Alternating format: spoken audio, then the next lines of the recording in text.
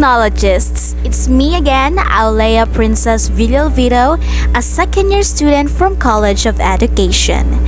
Welcome, technologists, to my talk show entitled Tech Talk. Sounds awfully familiar, right? It's almost like the phrase of TikTok. But no, this is a short talk show hosted by yours truly. So, in this talk show, I ask my friends, cousins, and teachers to answer the following question. The questions are, of course, it was connected to our subject, which is the science, technology, and society. So, I just ask my responders to create a video of their responses. But first, I ask them which is more preferable to them, a face-to-face interview or simply making a video of their responses. But some of them stated that making a video is much more appealing to them, and some of them are also busy. So, as an interviewer, let's stick to what they want and make small adjustments when necessary. So, let's get started. For the first two questions, the one who will answer is my cousin.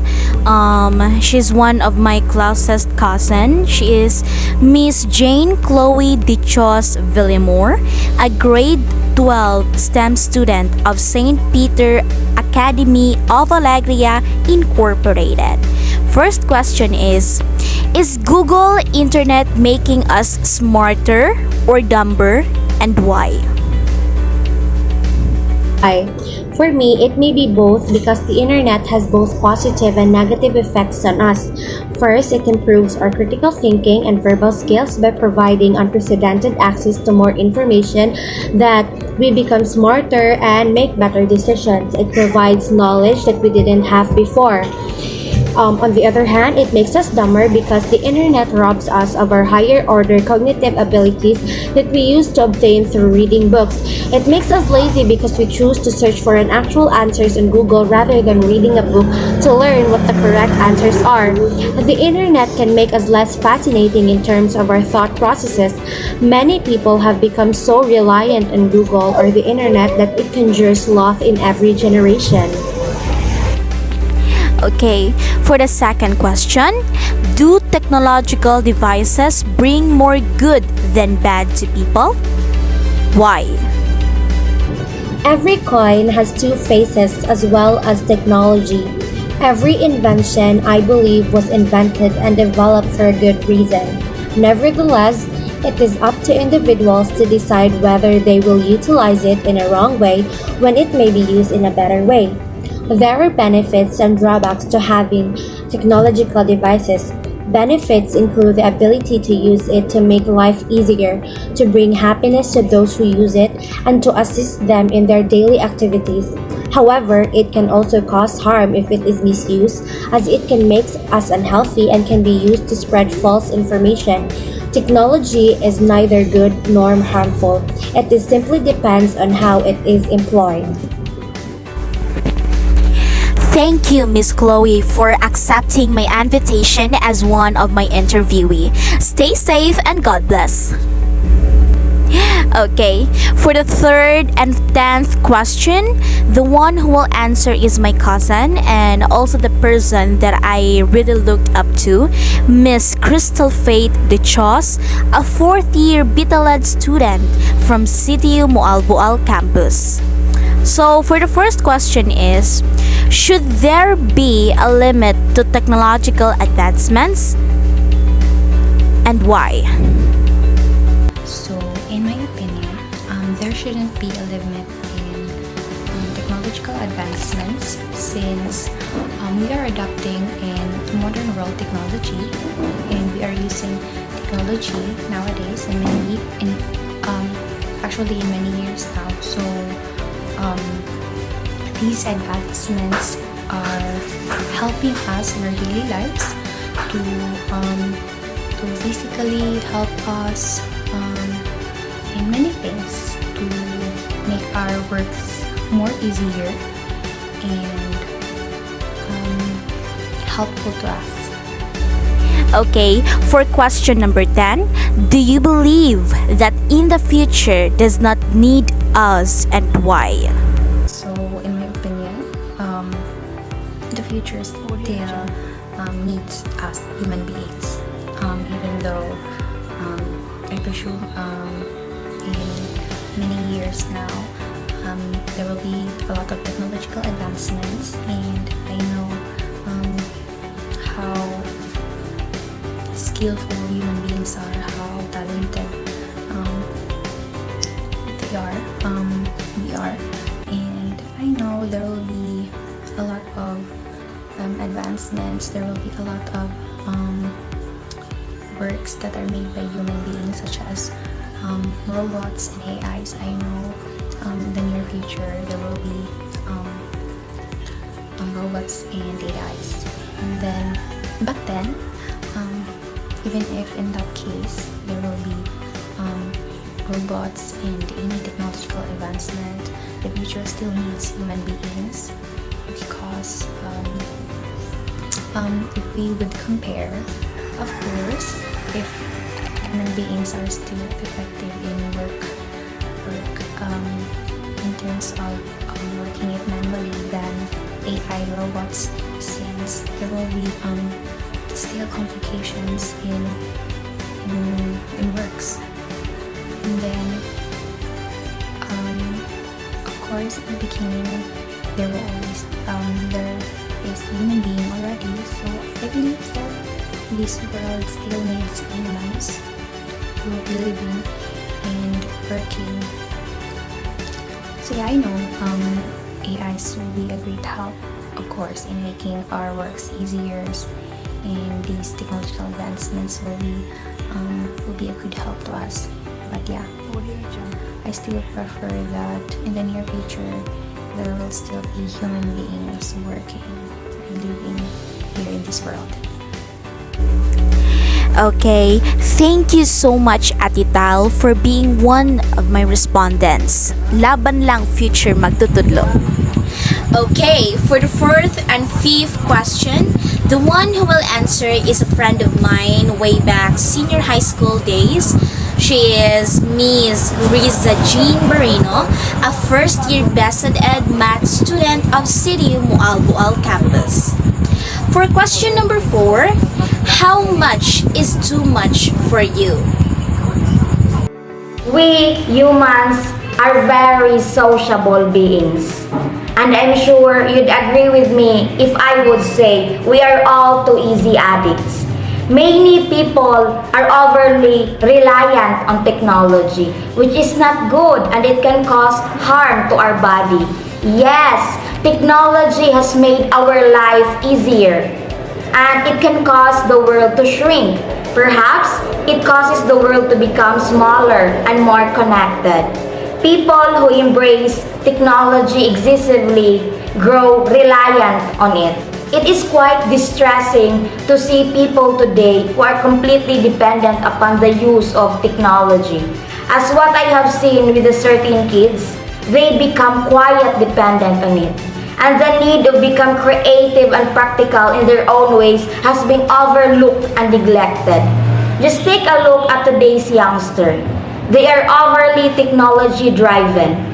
They are used to devote their time to play online games rather than reading books and assisting their parents with regard to do household chores.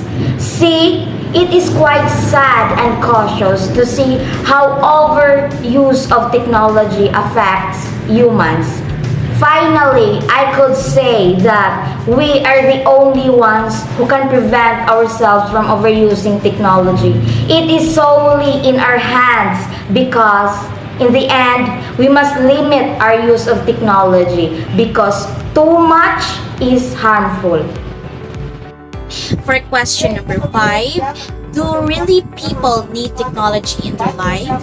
Is it really necessity? Explain. Yes, technology is both a necessity and a want in people's lives. Even me as a student has benefited with technology. Why? Because it became a need for me. As we all know, technology has changed the way on how we work, on how we live, on how we interact, and also on how we communicate to other people. In a nutshell, technology alters everything. It has transformed our lives and served as the meaning of our productivity in today's digital society. We can accomplish so much more with the aid of technology, even in a short period of time. Without any redo, technology has made our life become easier, faster, and better as a result of all of these revolutions. Thank you, Ms. Risa Jean. I am so glad for having you in my talk show. God bless and stay safe.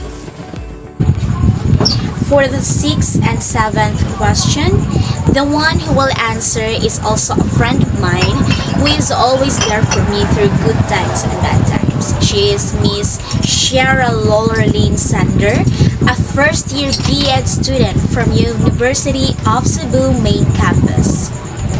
For question number 6, are you aware about robotics and humanity? What is your understanding about it? Hello, Aulia. Thank you so much for having me tonight. Actually, I'm a little nervous for this interview, but yeah, let's get it on. So, to answer your first question, yes, I am very much aware of robotics and humanity, yet I only have limited knowledge about it. I don't know much, but from my personal view, robots or robotics are still machines, but upgraded ones that can perform tasks traditionally done by human beings. These robots are instilled with artificial intelligence, which make them seem more intelligent than human beings. But for me, we humans are still the intelligence, basically because robots are a human invention, right?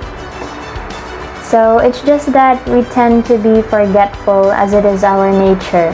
And the advantage of robotics is that they have this, if we were to compare them to a cell phone or any other gadget, they have this memory card, or maybe not a card, but a memory chip or whatever they may call it, that can store a lot or almost all of the information that we can learn in the world. How amazing is that? And I guess these robotics will really be helpful in the future generations, despite the possibilities of having errors or technicalities. We never know what may happen, but I'm sure they will be able to cater whatever there is or there may be. For question number 7, who should be held accountable if someone's safety is compromised by a robot? Speaking of the technicalities that I had mentioned a while ago, for me, the ones that should be held responsible if someone's safety is compromised by the robot are the inventors themselves, mainly because they have mastered these robots, since they are the inventors of it. Therefore, they must be the ones who are knowledgeable enough to identify what went wrong with the robot's function. And I'm sure that you will agree with me if I'd say that if a robot causes destruction and danger to human life, these inventors and manufacturers must be held responsible. Thank you so much for having me, Aulia. I had really enjoyed this interview and I had learned pretty much about it as well.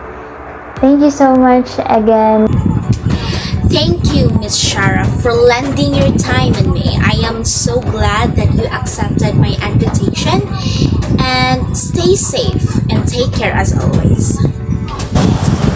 For the 8th question, the one who will answer is also a friend of mine.